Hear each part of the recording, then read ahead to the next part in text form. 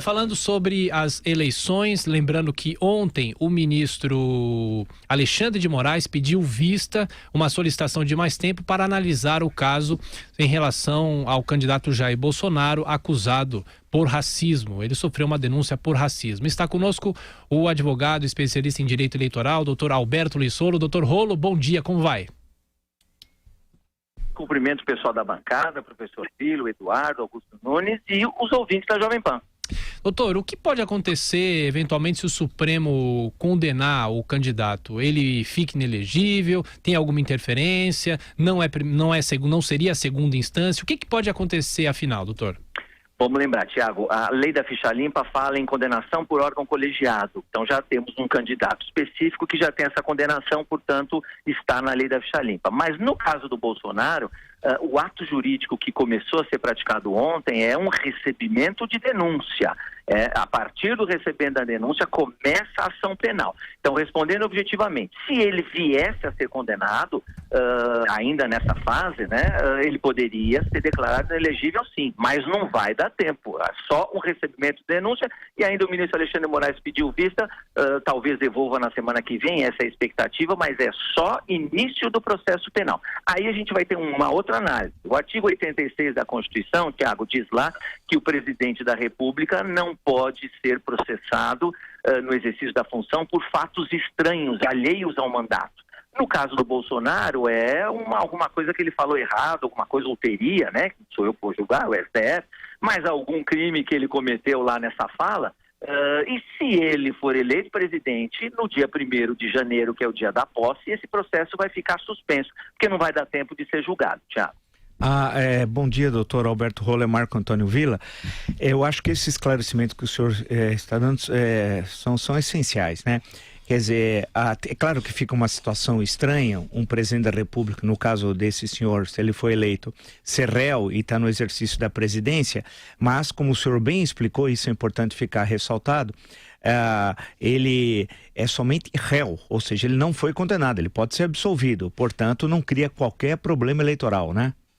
É isso mesmo, professor Villa. A gente precisa, o ouvinte da Jovem Pan precisa entender que ser réu ou ser processado não significa prontamente que o sujeito é culpado, Ele vai se defender e a justiça vai decidir se ele é culpado ou se ele é inocente. Então, a condição de ser réu, a condição de iniciar um processo, não poderia afetar a elegibilidade dele. Ele vai continuar candidato sem nenhum problema e aí, se for eleito, tomar posse, o processo vai ficar suspenso.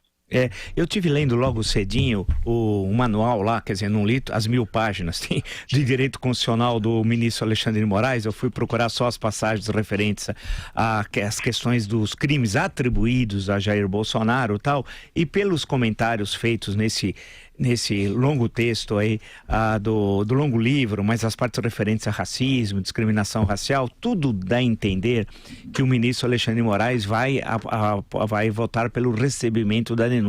Não sei, isso é uma inferência minha, evidentemente. Não falei com o ministro e ele nem poderia dizer isso, porque ele pediu vistas tal.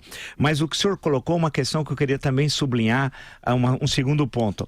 É um tribunal colegiado. Portanto, no caso de uma condenação, que só ocorreria nesse caso, como o senhor disse, caso ele eleito após o exercício da presidência da República, aí o deixaria inelegível, né?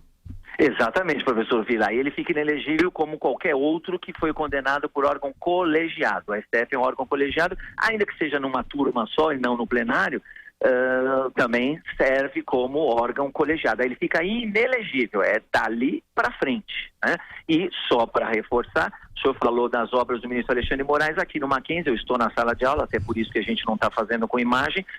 Nós usamos os livros do professor Alexandre de Moraes, que é professor aqui do Mackenzie também, viu, professor Villa? Sim. E esse livro é importante, esse de quase 1000 páginas, que é um calhamaço, se jogar na... Bem, o Lula deve estar lendo, porque ele está estudando pra caramba na prisão agora. Acho que ele tem tempo agora para ler o livro de Direito Constitucional. Eu estava justamente querendo observar essas passagens. E tudo indica, essa é minha interpretação, evidentemente, ele deve receber a denúncia. Augusto Nunes fazendo a pergunta agora para o doutor Alberto Lissolo. Augusto, bom dia. Bom dia.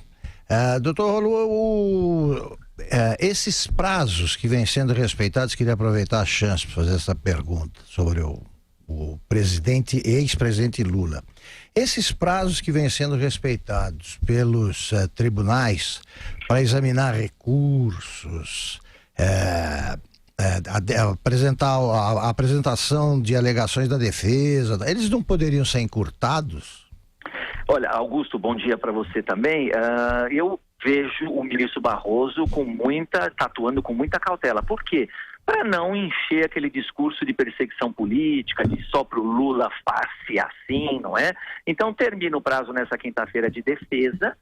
Me parece que não tem sentido nenhum tipo de dilação probatória, quer dizer, oitiva de testemunhas, como já houve ministro no TSE que abreviou esses prazos. Me parece que para o caso do Lula também não vai precisar produção de prova, então a gente vai partir direto para as alegações finais. Mas é importante, Augusto, para que seja respeitado aquilo que também está na Constituição, e o ministro Alexandre de Moraes ensina nos livros dele, que é o respeito ao devido processo legal, ampla defesa e devido processo legal. Se o processo legal prevê essas fases, encurtar essas fases pode gerar algum outro tipo de recurso, alguma outra reclamação, e esse discurso de perseguição política. Ao contrário, se o ministro Barroso, como está fazendo, respeita todos os prazos, na hora que julgar, e eu imagino que o voto dele já está bastante encaminhado, na hora que ele disser estou pronto para votar e der o voto dele, se o voto vai ser acompanhado por todos ou não por todos, esvazia qualquer tipo de recurso para o STF, se for o caso, e esvazia qualquer tipo de discurso político, Augusto.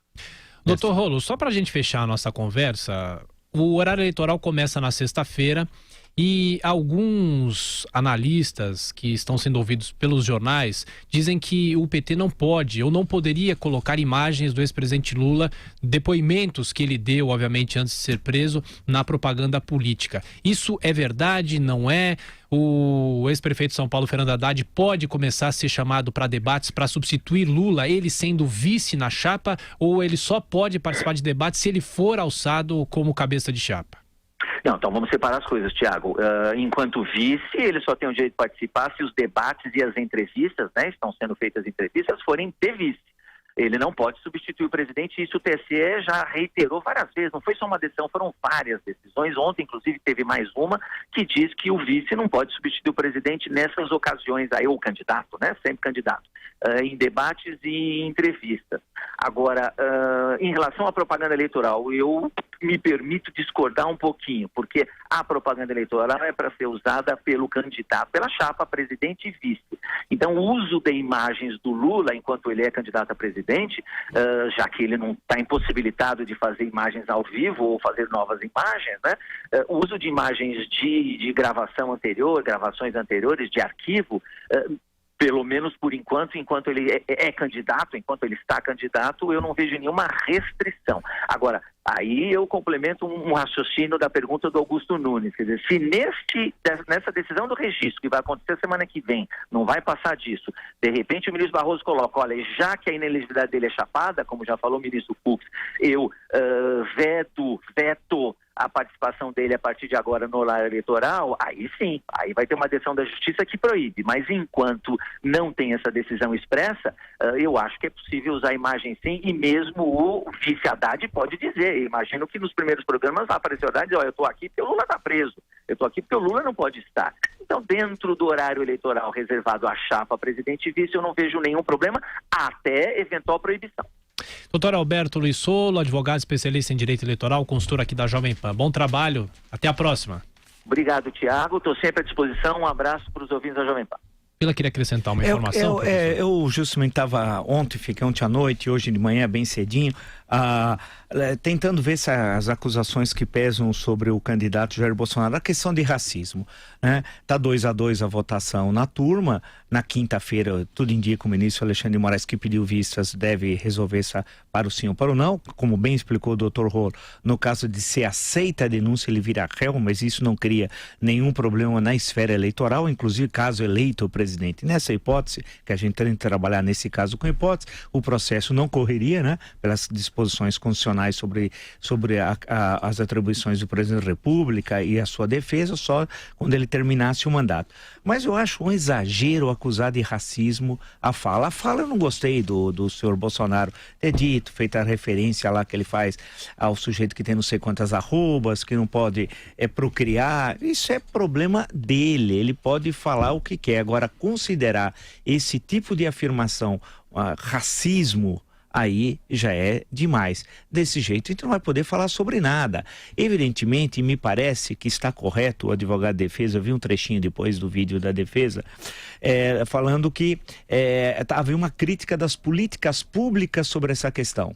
Né, especialmente a questão, entre aspas, dos quilombolas. Aí você está na esfera da crítica. Você pode ter exagerado até em alguns adjetivos e tal, mas aí são outros 500. Agora, considerar crime de racismo e virar réu no Supremo Tribunal Federal por afirmações que eu também não acho que são boas, mas não me interessa essa questão. Ele tem o direito de falar. Isso é um absurdo.